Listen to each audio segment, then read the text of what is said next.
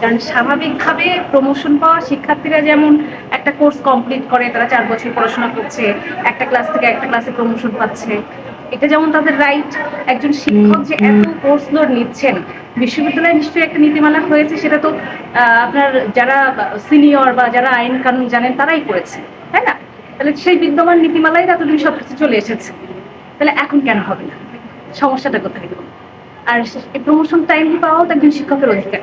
আর যে রেয়াতের যে বিষয়গুলো নিয়ে খুব কথা হচ্ছে, আমার কথা হচ্ছে যে রেয়াতের বিষয়টা তো বিদ্যমান নীতিমালাতেই আছে, এটা তো শিক্ষকরা নিজেরা বানানো। তো আমার মনে হয় যার যেটা প্রাপ্য বা যৌক্তিক যেটা দাবি, সেটা সময়েই পূরণ হওয়া উচিত। মূলত বরিশাল বিশ্ববিদ্যালয়ে গত 2 বছর ধরে শিক্ষক, কর্মকর্তা, কর্মচারী সবার পদোন্নয়ন, পর্যালোচন এবং স্কেল আপগ্রেডেশন সব বন্ধ।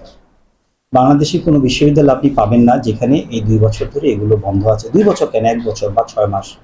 আমরা এই 2 বছর অত্যন্ত ধৈর্যের সাথে, দুজন ভিসি ছিলেন, তাদেরকে দৃষ্টি আকর্ষণ করেছি, তাদের সাথে বারবার মিটিং করেছি, বোঝানোর চেষ্টা করেছি। আমাদের যে বর্তমান ভাইস চ্যান্সেলর মহোদয়, উপাচার্য মহোদয়, স্যারকে আমরা অনেকবার বলেছি, তিনি অনেকবার আমাদেরকে অনেক ধরনের কথা বলেছেন। বিভিন্ন সময়ে বিভিন্ন কথা বলার কারণে, তার কথাগুলো পরিবর্তন হওয়ার কারণে শিক্ষকরা এখন স্যারের কথা বিশ্বাস করেন। তার প্রতি কোনো বিশ্বাস বা আস্থা শিক্ষকদের, সাধারণ শিক্ষকদের নেই। এটাই মূল সমস্যা। যে কোনো সমস্যা কিন্তু আলোচনা টেবিলে সমাধান করা যায়, কিন্তু আমাদের ভাইস চ্যান্সেলরের মধ্যে এতবার এত ধরনের এত কথা ঘুরিয়েছেন, এখন আর ওনাকে আসলে কেউ আস্থায় নিতে পারছে না। এটাই হচ্ছে মূল সমস্যা। এখন এই সমস্যা থেকে আমি জানি না কিভাবে বের হতে হবে। আমি যেটা বুঝি সেটা হচ্ছে, আমার কাছে মনে হয়েছে ইউজিসিও আপনার এখানে যে ভূমিকা পালন করেছে, সেই ভূমিকাটা আসলে আমার কাছে খুবই দুঃখজনক মনে হয়েছে।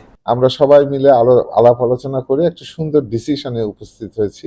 সেটা হচ্ছে যে আমরা সংবিধিটা তো প্রণয়ন করতেই হবে, এটা সবাই একমত, শিক্ষকরাও একমত, আমরাও একমত।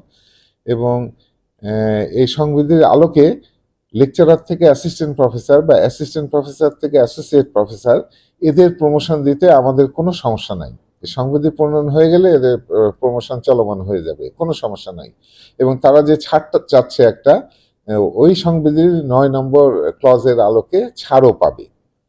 এখন সমস্যা যেটা হচ্ছে সেটা প্রফেসরদের, এই 24 জন যে প্রফেসর আছে, তো সেই প্রফেসরের ক্ষেত্রে আমরা সিন্ডিকেটে রিপোর্ট করেছি আমি, যে ইউজিসির সাথে আমার আলাপ আলোচনা হয়েছে এবং তার প্রেক্ষিতে তারা অতিরিক্ত কিছু প্রফেসর পদ লাগবে, প্রফেসর পদগুলো তারা দিবে এবং এই প্রফেসর পদে তাদের নিয়োগ দেওয়া যাবে।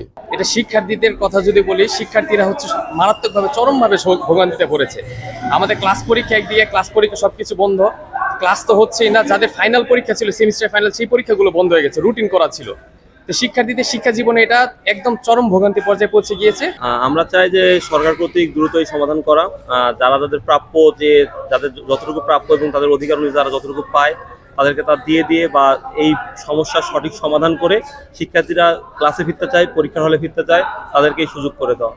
আমরা চাইনি আমাদের অভিভাবক সমতুল্য শিক্ষকরা তারাও চায় আমাদের ক্লাস পরীক্ষা নিতে। এই যে অচল অবস্থা আমাদের তৈরি হয়েছে, সেটা আজকে প্রথম না, এর আগেও বহুতবার ভিসি নিয়ে, শিক্ষকদের নিয়ে, কর্মকর্তাদের নিয়ে, ছাত্রদের নিয়ে অনেক ধরনের আন্দোলন, অনেক ধরনের অচল অবস্থা তৈরি হয়েছে।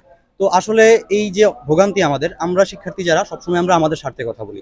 আমাদের স্বার্থের জন্য এখন আমাদের আহ্বান হতে পারে ইউজিসির উপর, যে আপনারা প্লিজ আসুন, এসে একটু বরিশাল বিশ্ববিদ্যালয়ের দিকে নজর দিন, যে দেখুন এখানে আসলে কি অবস্থা।